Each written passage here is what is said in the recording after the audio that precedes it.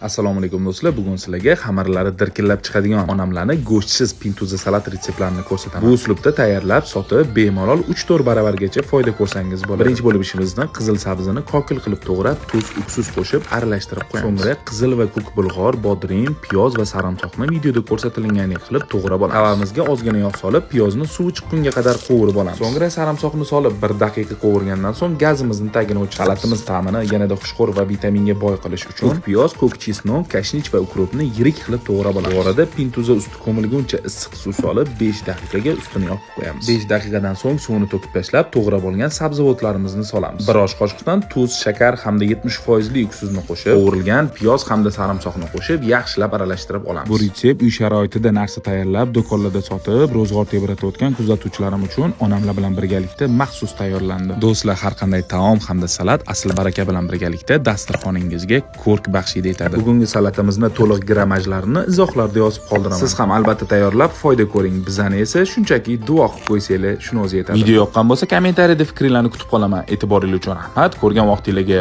rozi bo'linglar.